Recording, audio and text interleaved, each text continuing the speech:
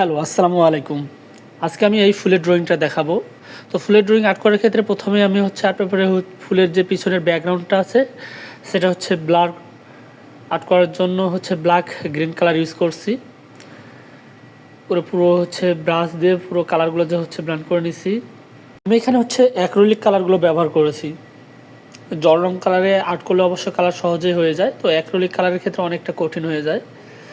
তো প্রথম আর্ট করার হিসেবে অ্যাক্রিলিক কালারটা অবশ্য সহজ, কারণ যে কোনো কালারের উপরেই আপনার অন্য কোনো কালার দিলে কোনো সমস্যা হয় না।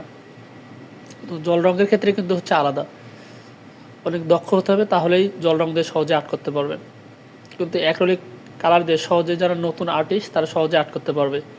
তো এখানে আমি ফুলের ড্রয়িংটা করছি পিঙ্ক কালার দিয়ে, সাথে ওর বর্ডারগুলো হোয়াইট কালার দিছি এবং ডার্ক রেড কালার দিয়ে ওর আউটলাইনগুলো দিচ্ছি বর্ডারের। তো সেম ওভাবেই কয়েকটা ফুল আর্ট করে নিয়েছি। তো আপনারা চেষ্টা করবেন যে ওখানে পানি ইউজ একটু কম করতে। পানি ইউজ করলে হয়তো বা কালারগুলো একটু ছড়িয়ে যেতে পারে। তো এখানে আমি হালকা পানি ইউজ করছি। আর আপনার চিকন যদি শেপ দিতে চান বা আউটলাইনগুলো, সেগুলো একটু পানি দিয়ে লো করে নেবেন। তাহলে যত পানি দিয়ে লো করে নেবেন তত আউটলাইনগুলো বা বর্ডারগুলো চিকন হতে পারে। তো এখানে আমি ব্ল্যাক কালারের ডাল দিয়েছি, গাছের ডাল। তো এই ফুলগুলো চেরি ফুল না কী ফুল আমি নাম সঠিক জানি না। তো পাতাগুলোর শিরগুলো যেগুলো আছে সেগুলো আমি ডার্ক করে দিছি এবং পাতার মধ্যে হাইলাইট করার জন্য বা আলো ছায়ার খেলা বোঝানোর জন্য আমি সামান্য ইয়েলো কালার ব্যবহার করছি, যাতে পেছনের ব্যাকগ্রাউন্ডের সাথে যেন গ্রিনটা পুরোপুরিভাবে মিলে না যায়। তো নিচে আমি পানির যে ড্রয়িংটা সেটা আর্ট করার জন্য পুরোটা আগে ব্লু কালার করে নিয়েছি।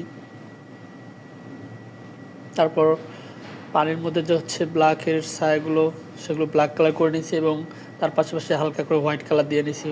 হোয়াইটের সাথে একটু হালকা ব্লু কালার মিশিয়ে নেবেন। পুরোপুরি হোয়াইট কালার দিলে হয়তো বা জিনিসটা তেমন সুন্দর মানানসই হবে না। আর ছোট ছোট পানির ডট আর্ট করার জন্য দিছি, যাতে করে যেন বোঝা যায় যে গাছটার মধ্যে কোনো পানির ছিটে পড়েছিল, সেগুলো ঝরে পড়তেছে। তো আপনাদের কাছে কেমন লেগেছে তা অবশ্যই জানাবেন। আমার এটা ফার্স্ট টাইম কোনো এরকম আর্ট, সহজে আমি এসব আর্ট কখনো করি না। তো হয়ে গেছে আমার আর্ট, কেমন হয়েছে